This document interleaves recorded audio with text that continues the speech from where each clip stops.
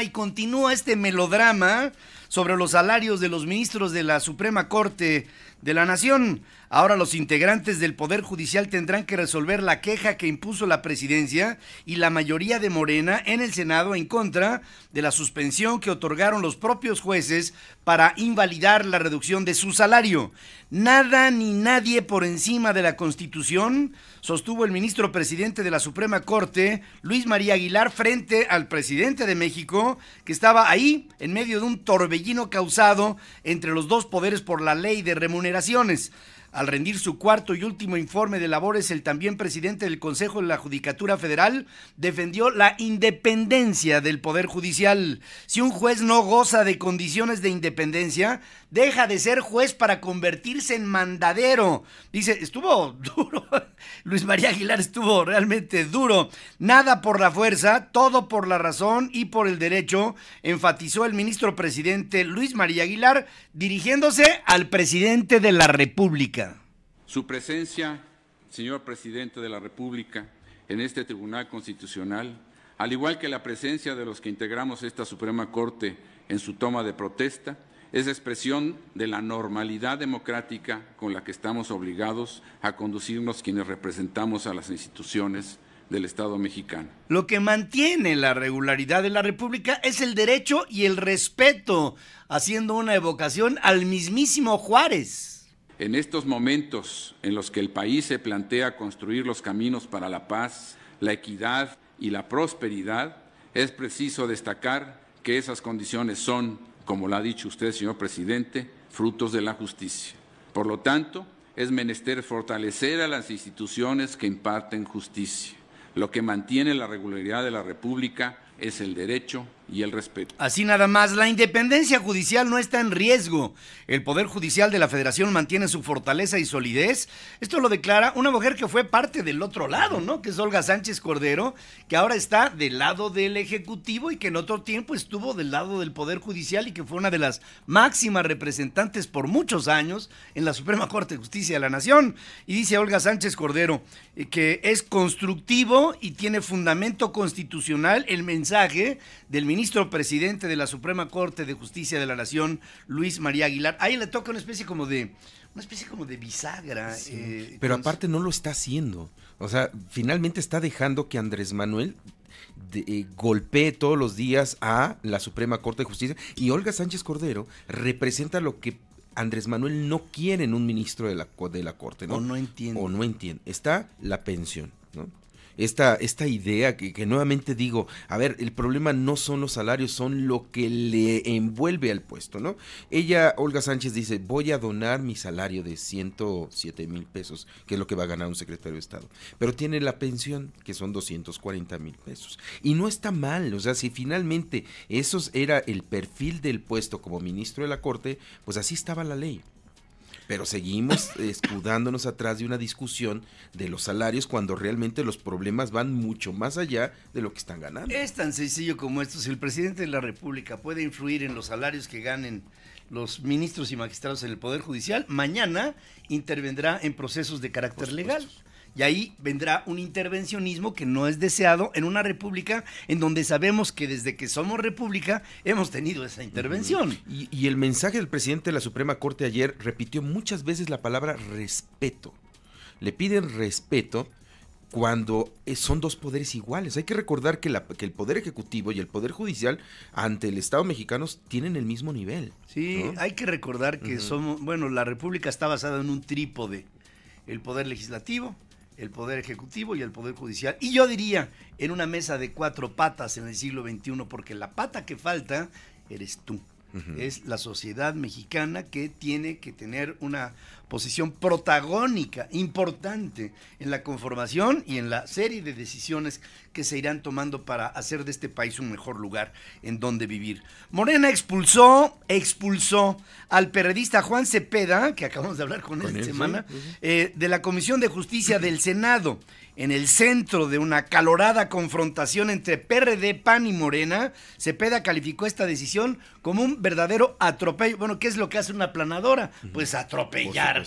Y está atropellando a Juan Cepeda. Acusa que su salida se debe a la próxima discusión de la terna para ocupar la vacante en la Suprema Corte de Justicia de la Nación. El lugar de Juan Cepeda será ocupado por la morenista, nada más faltaba, Lucía Virginia Mesa Guzmán. PRI, PAN y PRD abandonaron la sesión del Senado luego de la remoción de Cepeda. Y aquí, de verdad estamos empezando a ver ya un atropello totalmente abierto de cara a lo que serán futuras decisiones en el Poder Legislativo tan importantes como la conformación de órganos reguladores que estarían supervisando constantemente a un Poder Ejecutivo del que serían sujetos de autoridad. Otra vez hablamos. Y ahí también el peligro de reducir al Poder Legislativo a solamente una oficina administrativa de Andrés Manuel López Obrador. Hay que recordar que donde los ciudadanos estamos representados es en el Congreso. Los legisladores son representantes de los ciudadanos y son los que toman las decisiones, pero estamos viendo que el legislativo se está resumiendo exclusivamente en una mayoría aplastante de Morena, que lo único que hace es recibir las iniciativas para aprobarlas. El caso más claro fue la ley de remuneraciones. Martí Batres presenta Ricardo Monreal presenta una iniciativa para bajar el salario. Andrés Manuel lo hace todavía reforzada y este de Morena lo que hace es retiro la mía para que pase la de Andrés Manuel López Obrador. Sí. Entonces, sí es un peligro que no vamos a tener a un Congreso fuerte. ¿Qué pasaba cuando Zedillo, por ejemplo, perdió la mayoría en el Congreso de la Unión? Sí veíamos un Congreso que por lo menos era beligerante y contestatario hacia el presidente de la República. Hoy no lo vemos.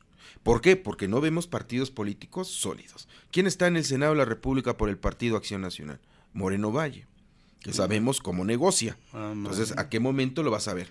En la Cámara de Diputados, ¿quién te parece una figura que pudiera ser de oposición? Por ejemplo, Juan Cepeda, que era como que el rockstar, ¿te acuerdas? En la campaña del Estado de México, que lo veían como una figura dentro del PRD que pudiera despuntar para salvarle a este Partido de la Revolución Democrática. Hoy lo hacen a un lado. Y no va a pasar absolutamente nada si lo hacen a un lado. Se va a convertir el Poder Legislativo en una especie de oficialía de partes. Exactamente. De lo que suceda o de lo que quiera que suceda en el Ejecutivo. En medio de la polémica por los altos salarios y percepciones de integrantes del Poder Judicial, el presidente de México declina renunciar a su sueldo como titular del Ejecutivo mexicano porque dice, su familia vive de mis ingresos. Yo vivo de mis ingresos. Yo no soy rico, no tengo dinero, no vivo de mis rentas. Soy como ustedes que viven del sueldo. Soy igual. Entonces, si renuncio no tendría yo para mantener a mi familia. Y se oían unos violines así de fondo, los violines de Villafontana. El miércoles, Olga Sánchez Cordero, secretaria de Gobernación, reveló que su salario como funcionario, lo que decía Alberto, como funcionario federal, sería donado a una casa hogar para niños con discapacidad en Querétaro. Solamente se quedará, según dice, con la pensión que recibe como ex integrante de la Suprema Corte de Justicia de la Nación. El presidente de México rectificó. La autonomía universitaria se reafirma luego de que se modificara una iniciativa sobre una reforma educativa que ignoraba la autonomía de las universidades. Un pequeño dedazo le pusieron. Hijos, fue un dedazo que no, nada más. Y que obviamente hay ya analistas políticos que lo que estamos viendo es que se está presentando, sin querer queriendo, como diría el Chapulín, sin querer queriendo un intervencionismo del gobierno en cuestiones de carácter educativo tan importante como es la educación superior. Ahora sí, si el objetivo es empezar a prender conflictos en este país, quien hizo ese supuesto dedazo le atinó a lo más fuerte, ¿eh? Si realmente este asunto de quitarle la autonomía hubiera despertado la Universidad Nacional Autónoma de México, no te con la todo, quiero bueno, contar. Sería un pero fíjate los dos dedazos. Primero, en un dedazo en donde se les olvidó por una omisión que hasta este momento no pueden explicarse, le quitaban en el presupuesto propuesto para el año que entra el 34% del presupuesto a las universidades públicas del país. Y después, por un dedazo igual le quitaban la autonomía a las propias universidades. Son 2 dedazos que ponen, si estos 2 dedazos los hubiera hecho cualquier otro presidente del pasado, olvídate, se lo hacen pedazos y aquí no pasa nada. Así lo dice Andrés Manuel López Obrador. Se va a mantener la autonomía de las universidades. Ese es un logro histórico del movimiento educativo nacional. Es una forma de redactar el artículo 3, pero se garantiza, desde luego, el derecho de las universidades a su autonomía. Eso no se quita, no se vulnera, al contrario, se reafirma. Me tengo que acostumbrar al ritmo de hablar así porque es algo que considero tiene que acostumbrarse uno. Oye, Pedro, nada más ahí me parece muy peligroso, además de la lentitud, me parece muy peligroso que aceptemos frases del presidente Andrés Manuel López Obrador que no le corresponden. Recordarás hace unos días cuando entrega el Premio de Derechos Humanos que dice se va a respetar los derechos humanos en este país. Que no tiene por qué decir una. ¿Por qué lo tiene que decir algo que no es gracia del presidente de la República? ¿No? Y hoy dice se va a respetar y se va a mantener la autonomía de las universidades. Tampoco le corresponde al presidente de la República otorgar esa gracia de mantener estos derechos que finalmente no son decisión del presidente de la República. Y antes dijo que se iba a mantener un respeto absoluto a los medios de comunicación y a la libertad de expresión, que son cuestiones que es como si dice un procurador y yo actuaré en función al derecho.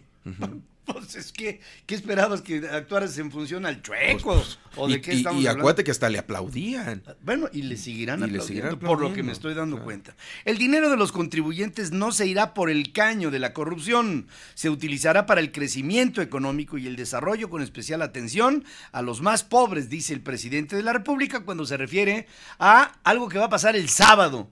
El sábado se va a dar a conocer el paquete económico del presupuesto para el año que viene. Esta cobija que aparentemente jalas de un lado y de repente se le ven los piecitos del otro. Y todo esto, un presupuesto que dice AMLO será realista, equilibrado y yo diría limitado también. Que sea un presupuesto equilibrado, realista, que no signifique déficit, es decir, que no se solicite crédito, endeudamiento, que no se gaste más de lo que se está calculando obtener de ingresos.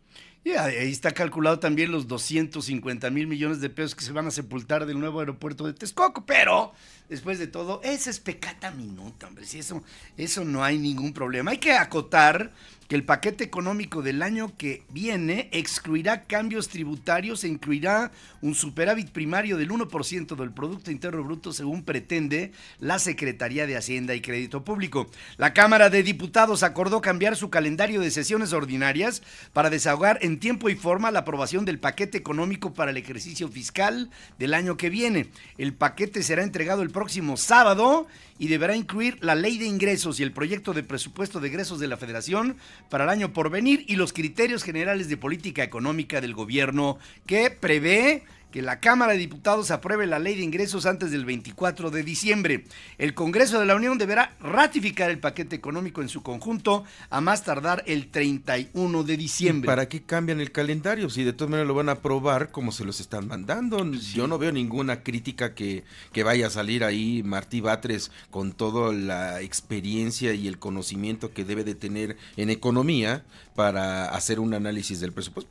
¿Para qué lo hacen? Lo pueden aprobar el sábado y a las 6 de la tarde está aprobado. Bueno, o sea, a lo mejor salen dedazos tan evidentes, de veras, pueden mañana salir dedazos tan evidentes que la propia Morena tenga que decir, perdón, no, ese fue dedazo también.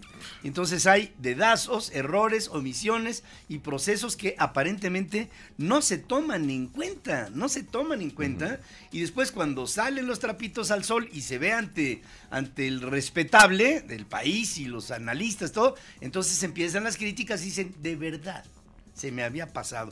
Con un fondo especial de 25,000 millones de pesos, hoy inicia en el sureste de México el rescate gradual del Sistema Nacional de Salud impulsado por el gobierno federal. Vamos a rescatar el sistema de salud a nivel nacional. Lo vamos a hacer paulatinamente. Es un proceso que nos va a llevar 2 años. Vamos a iniciar mañana con 8 estados del sureste, que es donde hay más necesidad porque hay más pobreza. Se incluye Guerrero, Oaxaca, Veracruz, Tabasco, Chiapas, Campeche, Yucatán, Quintana Roo. 8 estados. Y los rarámuris ahí en Chihuahua se le quedan viendo, de veras son los más pobres los que acabas de mencionar. El gobierno federal dará el apoyo directo a los becarios y proporcionará cobertura médica, mientras que las empresas se encargarán de la capacitación y evaluación mensual. Esto lo detalla Luisa María Alcalde, secretaria del Trabajo y Previsión Social, cuando da a conocer las reglas de la operación del programa Jóvenes Construyendo el Futuro. Es lo que se consideraba tendría que ser atendido cuando nos damos cuenta de que el 34% de jóvenes que ni trabajan ni estudian en América Latina se encuentra en México. El propósito es que ningún joven se quede sin la oportunidad de trabajar. En privado rindió protesta Marta Erika Alonso Hidalgo como gobernadora poblana. La esposa de Rafael Moreno Valle acudió ante el Tribunal Superior de Justicia y no ante el Congreso del Estado, en donde, pues claro, le estaba esperando una mayoría de Morena que le iba a hacer pinole porque viene apoyando Morena a la postura de Miguel Barbosa, que era el candidato perdedor y que se siente en inconformidad ante el resultado, que fue comprado, una elección que fue comprada, así comprada por Rafael Moreno Valle, el esposo de la mujer que hoy está asumiendo el poder. Y lo que indica esto es que va a gobernar con puertas cerradas. Va a tener un conflicto de gobernabilidad, porque ya se lo advirtió también Miguel Barbosa. Le dijo, le compraron el Estado, a ver si le pueden comprar su gobernanza. Como diciendo, vamos a estar encima. Sí. Y ya sabemos que así como existieron las presidencias legítimas, van a existir las gobernaturas legítimas. Y con un apoyo desde el centro, porque nuevamente Andrés Manuel se mete en el conflicto interno electoral de Puebla, al advertir y rechazar la decisión entonces de la Sala Superior del Tribunal Electoral del Poder Judicial de la Federación, y con ello dicta una línea a los de Morena en Puebla, diciendo no vamos a aceptar esta gubernatura. Y es más, dice Andrés Manuel que no va a ir a Puebla hasta que haya una normalidad. Pues entonces ya estuvo que se quedó sin ir. Pero fíjense, esta es la primera vez en la historia de México en la que tenemos 3 mujeres gobernando a 3 entidades de la República. Está Claudia Sheinbaum gobernando al estado de la Ciudad de México. Está Claudia Pavlovich, que está gobernando al estado de Sonora. Y está esta mujer, Marta Erika Alonso, gobernando al estado de Puebla.